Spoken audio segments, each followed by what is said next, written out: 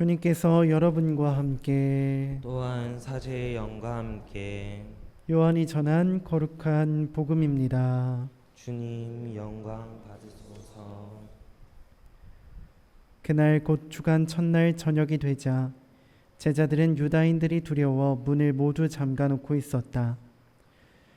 그런데 예수님께서 오시어 가운데에 서시며 평화가 너희와 함께 하고 그들에게 말씀하셨다.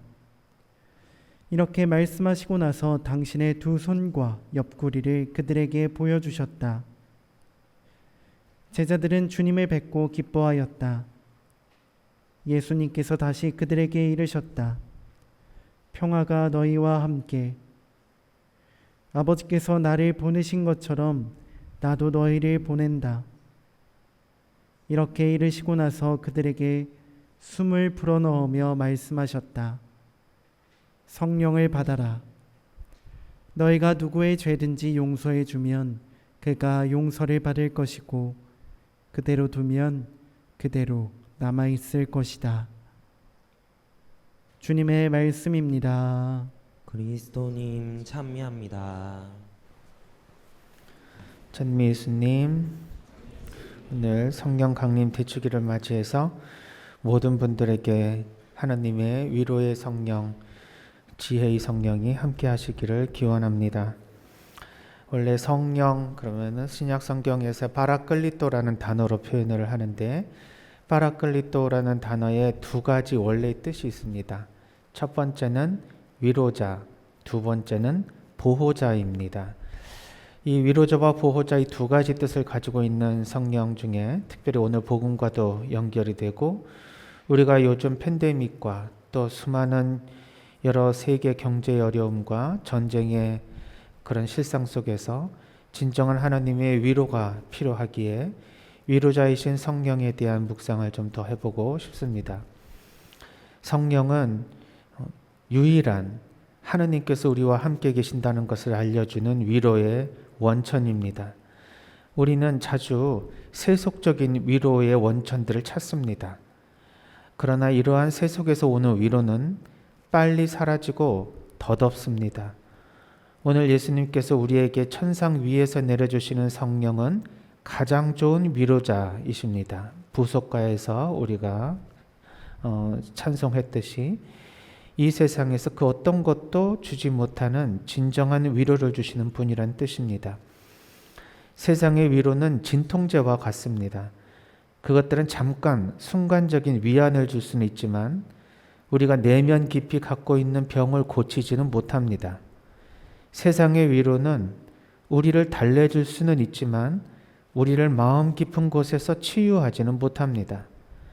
세상의 위로는 피상적으로 감각적 차원에서 작용하지만 좀처럼 우리의 마음을 어루만지지 못합니다.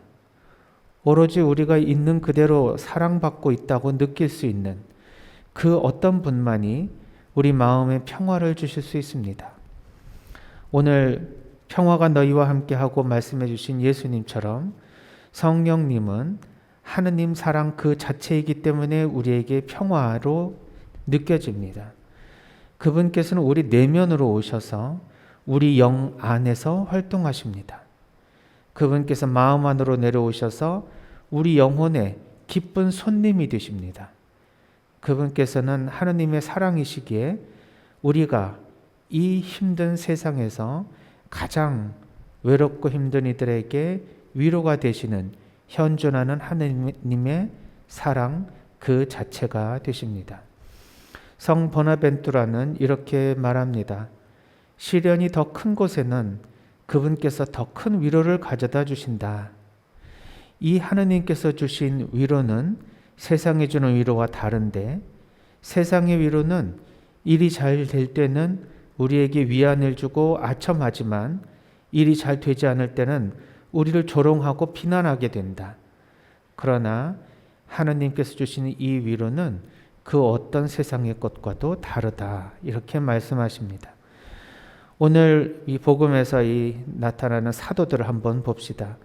이들은 예수님을 부인했기 때문에 예수님 돌아가시고 난 다음 날 아침 무척 외로웠고 갈피를 못 잡으며 닫혀있는 문 뒤에 웅크리고 두려움 속에 살게 되었습니다. 그들은 자신의 나약함과 실패의 죄에 짓눌려서 서로 외로움과 두려움으로 가득 찼습니다. 그들이 오늘 예수님이 나타나셔서 성령을 보내주시지 않았다면 아마 예수님과 보냈던 수년의 세월도 그들을 변화시키지 못했을 것입니다. 그들은 원래 있었던 모습과 다르지 않았습니다. 그러나 성령을 받고 모든 것이 바뀌었습니다. 문제와 실패가 아직 남아있지만 이들은 더 이상 그것이 두렵지 않았습니다. 이제 이들에게는 그 어떤 것도 자신을 두려워하도록 만들지 않았습니다. 이들은 내면에서 위로를 느꼈고 하느님의 위로가 흘러 넘쳤기에 드디어 세상 밖으로 예수님을 증거하기 위해 나갔습니다. 예전에 이들은 두려워했지만 이들이 이제 성령을 받고 난 후에는 자신에게 남아있는 유일한 두려움은 그들이 받은 사랑을 증언하지 못할 것에 대한 두려움 뿐이었습니다. 이제 우리가 제일 불안하고 두려운 것은 무엇입니까? 하나님 사랑을 증거하지 못하는 것에 대한 두려움만이 우리에게 유일한 두려움이라고 한다면 우리는 성령을 받은 사람입니다. 오늘 성령 강림 대축일을 맞이해서 이 세상에 무엇보다도 위로가 필요한 이 성령께서 우리에게 내려오시고 우리를 이미 변화시켜 주셨다는 사실을 깨달았으면 좋겠습니다. 유일하게 1년에 한 번 성령 강림 대축일 날 성령께서 내려오시는 것이 아니라 우리는 이미 세례 때와 견진을 통해 그리고 매일의 성체 성사를 통해 하느님과 일치하며 이미 받은 성령을 체험하고 살고 있습니다. 그러나 이 강림 대축일에는 특별히 더 큰 하느님의 성령의 은총을 받음과 동시에 우리가 그것을 깨닫도록 도와주는 특별한 의미가 있습니다. 우리는 성령을 받아야 할 사람이 아닙니다. 이미 성령을 받았기 때문입니다.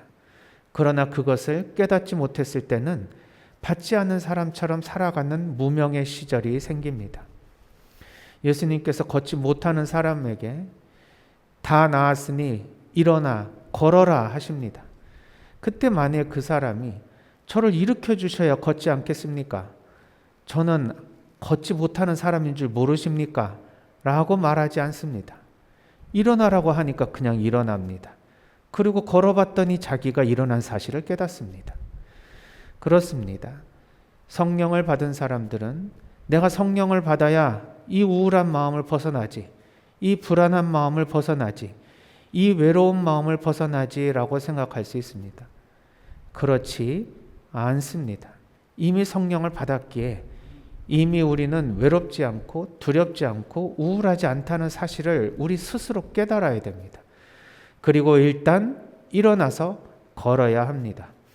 마치 입가에 얇은 웃음을 짓는 미소만 지어도 우리의 뇌가 실제로 기쁜 일이 일어난 것처럼 착각을 하며 우리 마음속에 긍정적인 호르몬을 분비시키는 것처럼 우리가 하나님의 성령을 이미 받은 사람으로서 그 성령을 받은 사람처럼 행동을 하게 되면 우리 안에 임하시는 성령의 그 은총을 체험할 수 있을 것입니다. 이미 주어져 있는데 발견하지 못하고 체험하지 못하는 이 상황에 우리가 하나님의 성령을 체험하도록 도와주시는 특별한 오늘 이 대축일에 모든 분들께서 하나님의 진정한 마음의 위로와 평화를 얻었으면 좋겠습니다. 이제 예수님께서 다시 우리에게 말씀하십니다. 평화가 너희와 함께 아버지께서 나를 보내신 것처럼 나도 너희를 보낸다. 성령에 충만하여 다시 세상으로 나아가는 우리 모습을 상상하며 하나님께 더 특별한 성령의 은총을 구해봅시다.